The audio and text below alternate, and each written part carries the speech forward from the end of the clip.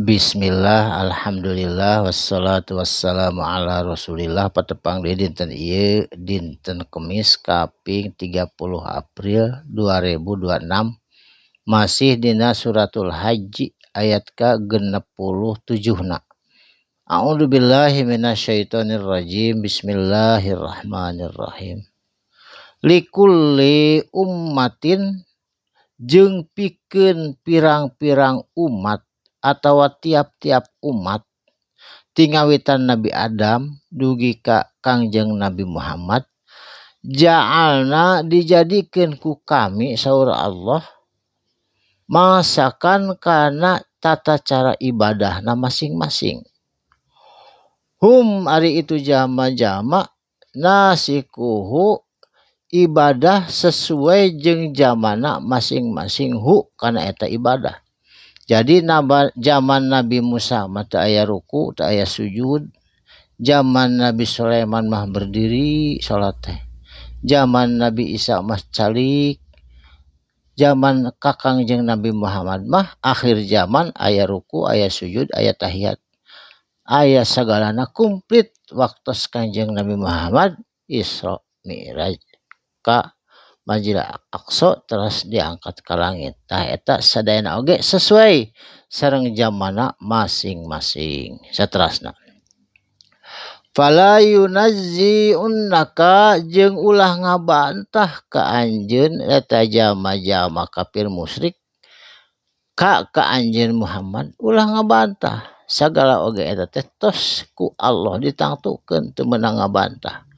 Fil amri dina sagala urusan naon bae ge teu kenging ngabantah. Wad'u jeung sok aja ku anjeun Muhammad illa rabbika kana jalan Allah, kana tuntunan Allah nyaeta kana ibadah tauhid sesuai jeung anu diperintahkeun ku Allah, teu kenging musyrik. Innaka saenyana ari anjeun Muhammad la'alla tangtuna anjeun aya hudan dina pituduh Allah mustaqimin anu kacida lempengna.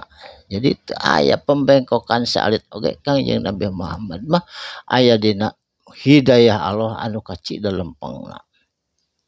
Saterusna wa in jadaluka jeung lamun aya nu ngabantah ka anjeun Muhammad di antara maranehna jama-jama musyrik jeung jama-jama kafir faqulillahi maka bejakeun ku Allah bejakeun ku anjeun Muhammad lillahi saenyana ari Gusti Allah a'lamu eta maha uninga Allah bima tina naon perkara tak maluna anu ku anjeun kabeh dipigawe.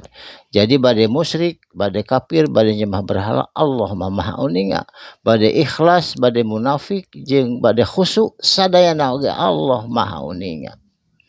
Saterusna Allahu jeung ari Gusti Allah yahkumu bakal ngahukuman Allah ngadili Allah engke bainakum di antara anjeun kabeh yaumal kiamati dina poean kiamah fima tina naon perkara ka kuntum anu ku anjeun kabeh fihi dina eta perkara tahtalifuna diperselisihkeun. Pajarkeun cenah ge Ujair putra Allah, pajarkeun Isa putra Allah, pajarkeun Siti Maryam istri Allah. Tah eta teh ikhtilaf sabenerna mah nu dipertentangkan engke ku Allah di yaumil kiamah diputuskeun, dihukuman, diadili.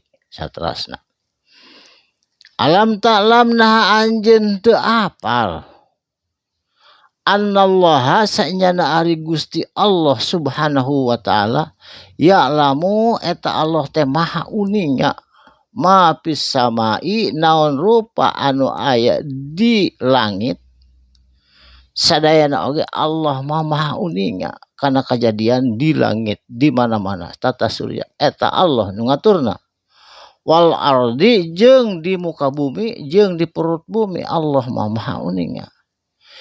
Inna zalika saenyana ari itu kajadian dunia, kajadian langit jeung sajabana perkara fi kitabin eta teh tos dicatat dina kitab Lauh Mahfud dicatat dina loha mahfudnya eta. Loh mahfud teh catatan sadayana eta aya dina loha. Jadi loha teh baligo mencek urang mah kitab anu aya di loh mahfud.